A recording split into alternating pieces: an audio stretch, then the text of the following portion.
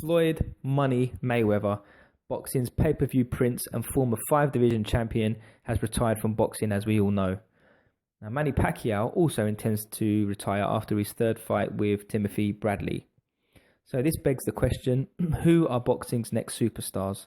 Now, I believe it's the currently crowned WBC champion Saul Canelo Alvarez and the current IBF, WBA and IBO champion Gennady Golovkin, otherwise known as GGG.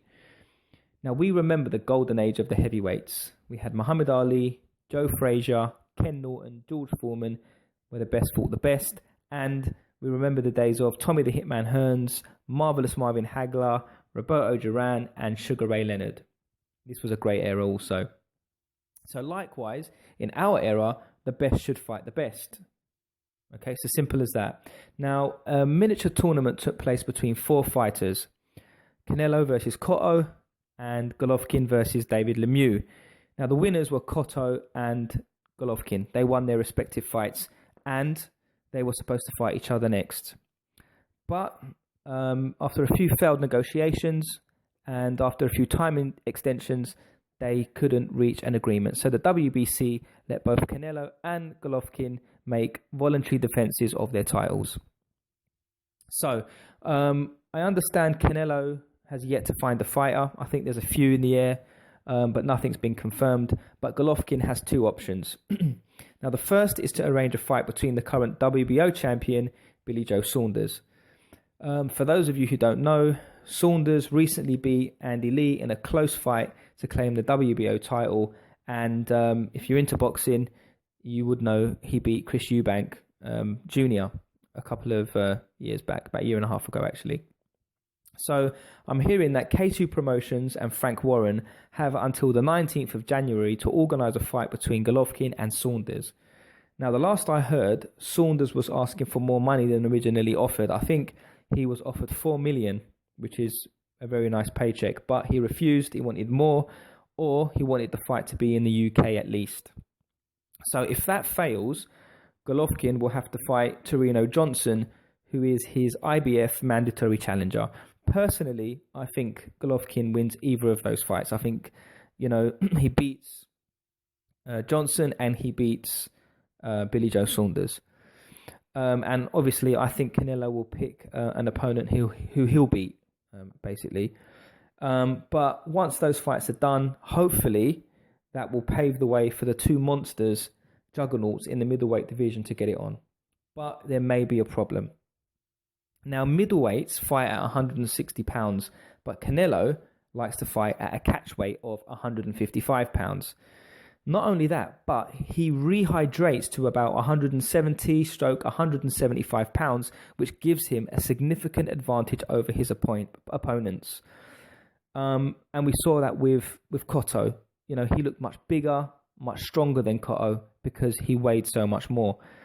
Now, he said on many occasions that he's prepared to fight Golovkin at 155, but Golovkin doesn't want to. Now, a lot of people are calling Golovkin a hypocrite because he refused to fight Andre Ward unless he moved down a weight or something along them lines. But personally, I can see Golovkin's point because at the end of the day, they're fighting for a middleweight title. And middleweights fight at 160 pounds. End of discussion. Now, my understanding is the WBC don't allow their champions to fight at a catch weight unless it's a voluntary defense or if the other opponent agrees. So it looks like the fight could potentially happen. Now, I'm hearing Liam Smith might be in the running to face Canelo. But Liam Smith fights at 154. So, again, Canelo's fighting below the middleweight threshold. So I don't see the point in that. And no disrespect to Liam, but I think Golovkin wins that too. Sorry, Canelo wins that too. Now, the only way the fight may not happen is because the WBC will allow Canelo to dictate the terms of the fight, where he says, I will not fight Golovkin unless it's at 155 pounds. One thing's for sure, though.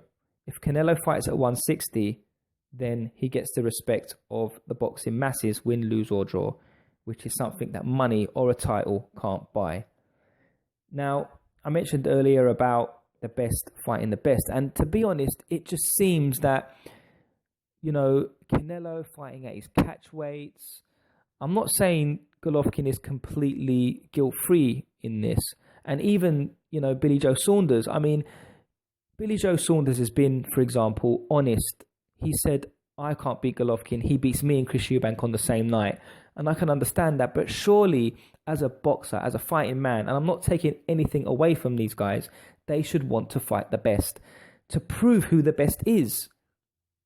I remember seeing a recent interview with Danny Garcia's father where he's saying that one-time Thurman and Sean Porter shouldn't be fighting each other because they're elite boxers and they should milk it and earn as much money as possible. So the culture these days is protect your record and make as much money as you can. Let's think back to the days of Sugar Ray Leonard when he fought Roberto Duran in the first fight. He could have boxed Roberto Duran and beat him like he did in the second fight. But he said, I'm going to stand there and I'm going to slug it out to earn the respect of the people and to earn the respect of Roberto Duran. And that was very commendable. But we see it less and less happening in these days. And this, I think, is putting our sport into disrepute. There's a lot more I can say on this. I want to keep your attention, so I'm not going to go on all night. So please like, comment, share, and most importantly, subscribe. This is Let's Talk Boxing, signing out.